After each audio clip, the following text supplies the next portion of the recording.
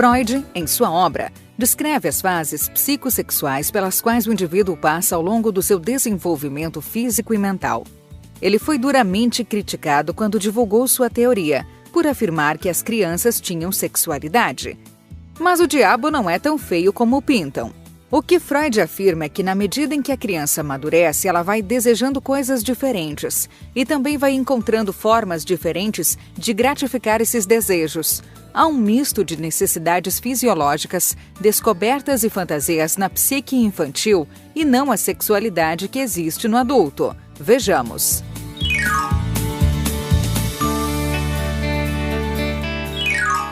Na fase oral, que vai do nascimento até aproximadamente o 2º ano de vida, a zona erógena do bebê é a boca.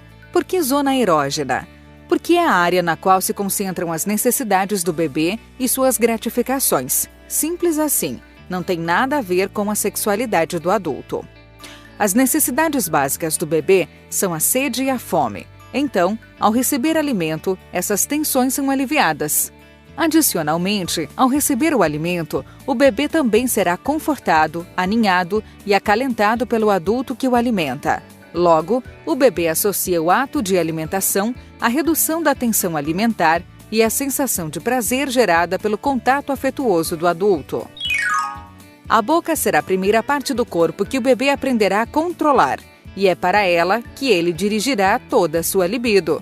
Lembra que no primeiro vídeo sobre a teoria de Freud, nós vimos que a libido é a energia que alimenta a pulsão da vida? Pois bem, na fase oral, quase toda essa energia libidinal é direcionada para a boca. Então, tudo que o bebê faz com a boca, comer, morder, beber, sugar, gera prazer, satisfação. Por isso, ainda que o bebê esteja bem alimentado, ele desejará sugar objetos, por causa da pulsão.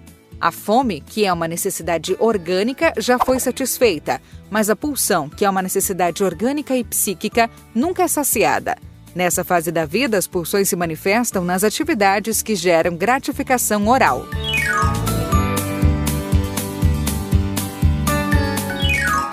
Entre os 2 e os 4 anos, a criança passa pela fase anal. É nessa fase que ela aprende a controlar os esfíncteres e a bexiga. A expulsão das fezes pelo ânus gera prazer, mas a criança também pode sentir prazer em reter as fezes, o que cria uma espécie de conflito. Por um lado, eliminar as fezes é prazeroso. Por outro lado, existe a necessidade social de controlar essa eliminação até chegar ao local adequado. Esse é um dos primeiros conflitos entre o indivíduo e as exigências da vida social que a criança experimenta. Ela quer sentir o prazer da evacuação, mas ela não pode fazer isso a qualquer hora nem em qualquer lugar. Ao mesmo tempo, a criança percebe que quanto mais controle fisiológico ela adquire, mais ela é elogiada pelos adultos. Então, se por um lado é prazeroso evacuar, também é prazeroso reter. Nessa fase, a criança pode controlar a evacuação como forma de obter elogios, mas também pode não controlar de propósito e evacuar onde não deve como forma de chamar a atenção. Também pode ser confuso para a criança perceber que os adultos a elogiam por controlar a evacuação, mas ao mesmo tempo consideram que ir ao banheiro é algo sujo e que deve ser feito de forma discreta. A criança se pergunta como ela pode ser elogiada por eliminar as fezes na hora e no local certos e, ao mesmo tempo, ver que suas fezes são indesejadas.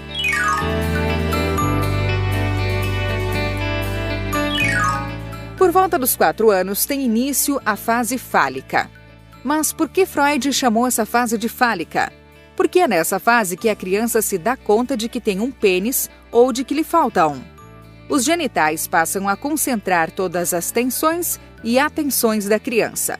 Os meninos começam a ter ereções, e isso leva a um maior interesse pela região genital. E ao se darem conta de que as fêmeas não têm pênis, os meninos experimentam a chamada ansiedade de castração, que é o medo de perder o pênis. Na fase fálica, as crianças começam a sentir ciúmes da atenção que seus pais dão um ao outro em vez de dar a eles. O menino começa a enxergar o pai como um rival pelo afeto da mãe, o que leva ao chamado complexo de Édipo. Segundo a peça de Sófocles, um antigo dramaturgo grego, o personagem Édipo mata seu pai, desconhecendo a sua identidade, e mais tarde casa-se com a mãe. Ao descobrir a identidade da pessoa que matou e da mulher com quem casou, Édipo arranca os próprios olhos. Veja só. Lust for the mother, hatred of the father. As an infant, incredible, impossible feelings to uncover in oneself, especially in 1896. But Freud looked at these memories like a scientist looking at research, without moral judgment, and he made a breathtaking leap. What if all children universally experienced passionate feelings of love and hate toward their parents? What if those feelings were built into the very process of human development? The Oedipus complex is the name Freud eventually bestowed on this hot bundle of infantile passion. The name is taken from the play by Sophocles, Oedipus Rex, in which Oedipus, king of Thebes, unknowingly kills his father and marries his mother. His destiny moves us because it might have been ours. It is the fate of all of us, perhaps to direct our first sexual impulse towards our mother, and our first hatred and murderous wish against our father. Our dreams convince us that that is so. Sigmund Freud. Freud's ideas, not surprisingly, were greeted with derision. To really face the fact that a child had sexual feelings and could have them for a parent, that was so radical in his time. Well, there was, of course, a lot of jealousy and resentment against his theories. If you tell people that your son wants to marry his mother, this is resented by many fathers. Para Freud, no complexo de Édipo, que emerge na fase fálica, o menino fantasia matar o pai e casar-se com a mãe. Ao mesmo tempo, ele acredita que seu pai também o vê como rival e que, por isso, ele poderá ser castrado pelo pai e ficar inofensivo. Freud chamou esse sentimento de ansiedade de castração. Para tornar tudo mais complicado, o menino ainda quer a atenção e o amor do pai, então enxerga a mãe como uma rival.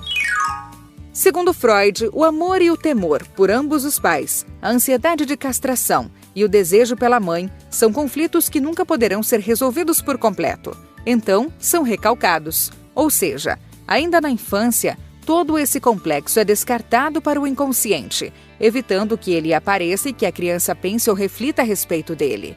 Reprimir o complexo de Édipo é uma das primeiras tarefas do superego, a estrutura psíquica que já estudamos nos vídeos anteriores. A menina passa por um conflito semelhante. Ela ama e deseja a mãe, mas como ela acredita que perdeu o pênis por culpa da mãe, desenvolve-se a inveja do pênis, e seu objeto de desejo e amor passa a ser o pai. Ela fantasia que se tiver um filho com o próprio pai, isso de certa forma compensará seu órgão castrado. Como a menina acredita que já foi castrada, ela não tem mais nada a perder. Logo, não tem a ansiedade de castração que o menino tem e que o ajuda a inibir o complexo de Édipo. Por não ter ansiedade de castração, a repressão dos seus sentimentos pelo pai é menos total nas meninas, o que faz com que elas passem mais tempo na situação edipiana. De qualquer forma, após os 5 anos, o apego aos pais costuma ser resolvido. Então, a maior parte das crianças se volta para os relacionamentos com seus amigos, para as atividades escolares e as brincadeiras.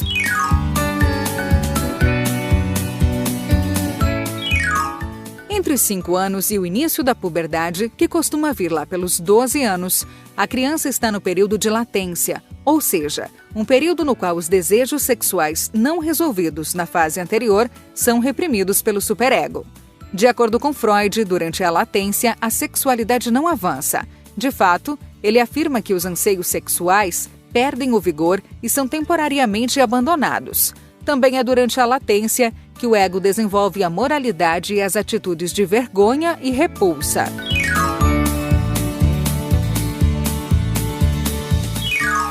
Com o início da puberdade, começa a fase genital, quando a libido retorna aos órgãos genitais. Nesse período, os indivíduos já estão cientes de suas diferenças sexuais e buscam formas de satisfazer suas necessidades eróticas.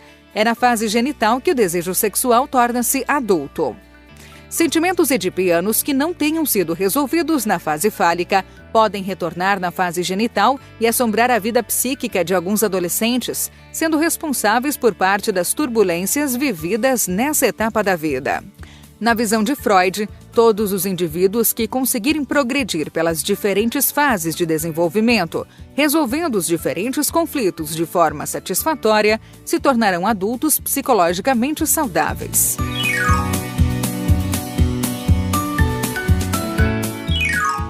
A fixação é o que ocorre quando uma pessoa não consegue avançar normalmente de uma fase para outra, permanecendo muito envolvida com formas de gratificação mais simples ou infantis.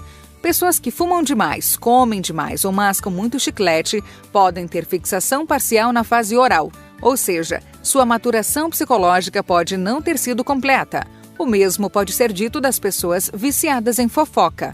Já as pessoas obcecadas por ordem, parcimônia e obstinação podem ter sofrido experiências difíceis durante a fase anal, resultando em uma fixação por limpeza e organização.